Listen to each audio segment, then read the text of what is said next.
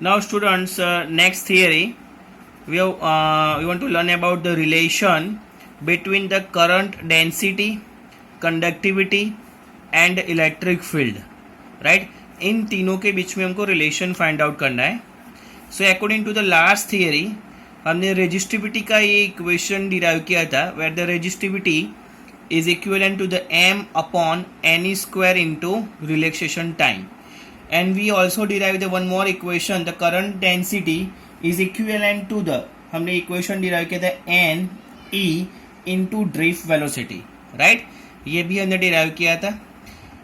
And where the drift velocity is equivalent to the acceleration into relaxation time. ये drift velocity का equations है. ये जो students में इक्वेशन लिख रहा हूँ वो प्रीवियस थियरी के हैं, right? And acceleration is equal to, हमको पता है drift velocity is equal to minus e into electric field upon mass into relaxation time. ये हमने डिराइव किया हुआ है.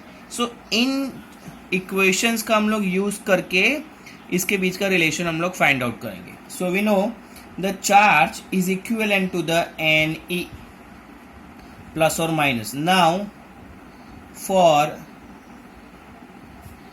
an electron, now for an electron charge q is equal to minus e, right? लिख सकते हैं ना. फॉर एन इलेक्ट्रॉन मीन्स वो एक इलेक्ट्रॉन के लिए. इलेक्ट्रॉन का मैग्नीट्यूड कैसा होता है? नेगेटिव. सो मैंने यहाँ पे नेगेटिव लिया, where the N is equal to 1. So charge कितना होता है? Q is equal to minus E.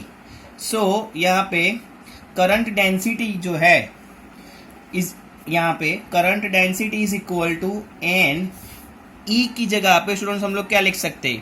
Q लिख सकते, right? N Q into drift velocity. ये मैंने स्मॉल चार्ज कंसीडर किया है Q, right?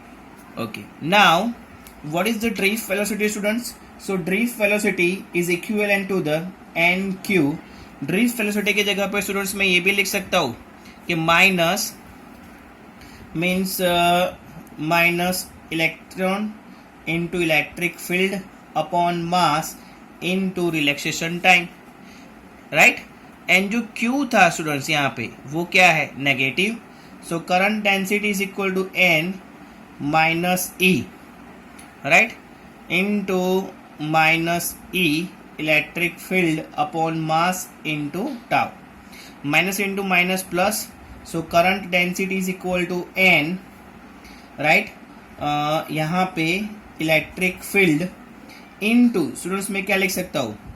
E square into relaxation time upon mass. So rearrange this equation. So current density is equal to electric field, right, n e square into relaxation time upon mass, right? यहाँ पे students देखो resistivity is equal to m upon N square into relaxation time. So यहाँ पे ये inversely proportional है. सो आपको पता है conductivity which is inversely proportional to the resistivity. And 1 upon rho means मैं ये लिख सकता हूँ कि n e square into tau upon mass, right? So n e square into tau upon mass. इसकी जगह पे स्टूडेंट्स हम लोग क्या लिख सकते हैं यहाँ पे? Conductivity. So current density is equal to electric field into conductivity, where conductivity is equal to n e square into tau upon mass. Clear? So now ये जो है स्टूडेंट्स ये आपका फाइनल इक्वेशन आ गया, where current density is the vector quantity, electric field is also vector quantity. So it is the final relation, right? और students हम लोग इसकी जगह पे ये भी लिख सकते, और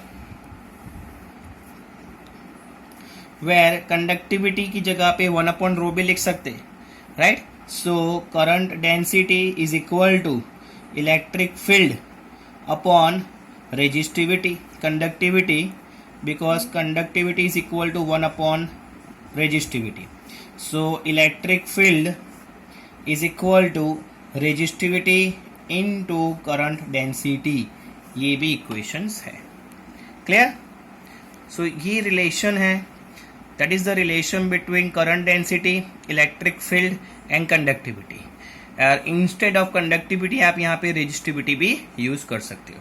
क्लियर स्टूडेंट्स?